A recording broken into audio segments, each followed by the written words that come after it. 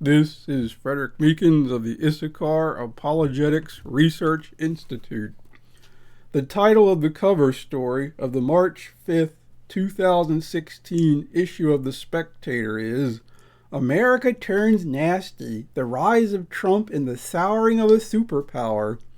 The title is accompanied with a caricature of Donald Trump dressed as the Statue of Liberty.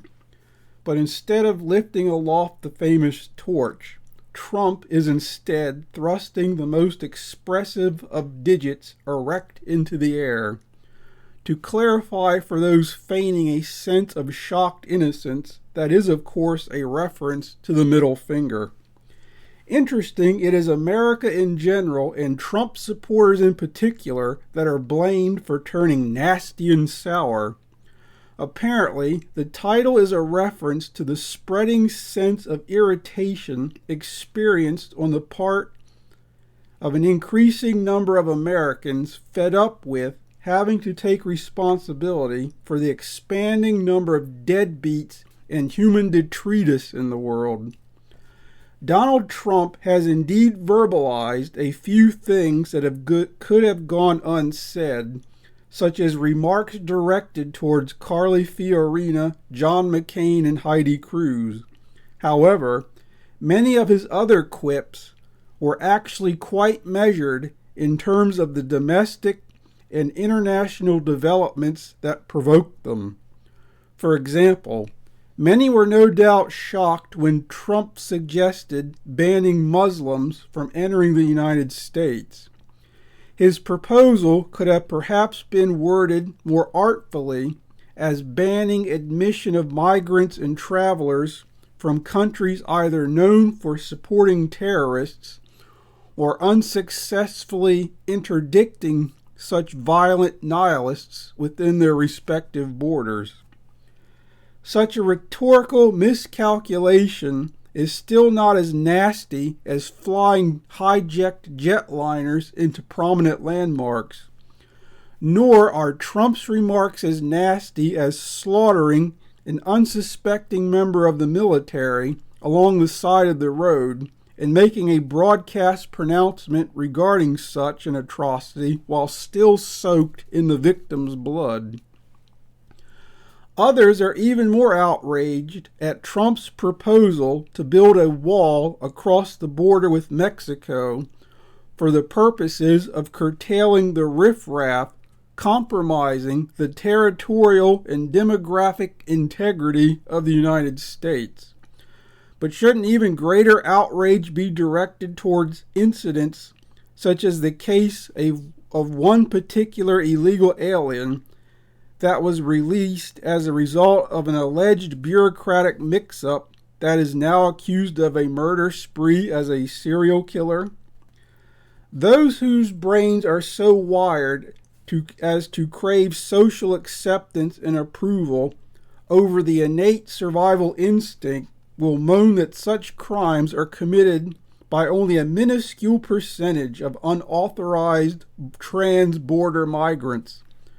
Supposedly, most aren't all that different than any other human being simply striving and struggling to make their way through life. That is irrelevant. If you are awakened in the middle of the night by someone rummaging through your refrigerator that you did not give permission to be there, should such intruders be allowed to remain if they are otherwise nice people? In such instances, it is only somehow immoral if you decide to have someone kicked off the premises because at one time you did not used to own the house. A number of utero-supremacists are outraged over a number of remarks made by Donald Trump pertaining to women, pronounced that way in phonetic solidarity with the way in which prominent activists seem to pronounce the term. But if you are outraged over the things Trump has said in regards to a particular segment of the population, no one is allowed to criticize or contradict just because their particular genetic architecture is built upon two X chromosomes. By default, aren't you obligated to support the broad principles of Trumpian realist foreign policy? For example, Donald Trump has been condemned for categorizing Islamists and radical Muslims as being bad.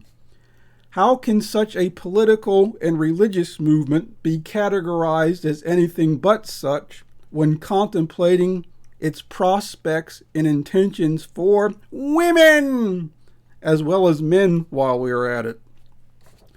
For example, perhaps those obsessed with mammography as about the only form of cancer detection elevated to the level of a civil sacrament ought to be reminded that in certain ISIS-controlled territories, women have had their breasts hacked off by these ghoulish demoniacs for the offense of not belonging to the regime's sanctioned religion. At times, the verbal formulations of Donald Trump are a bit gruff and over the top.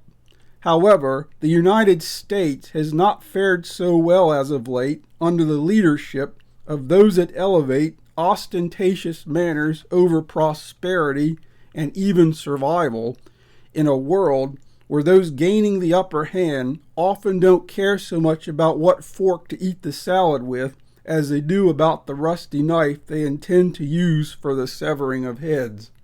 This is Frederick Meekins.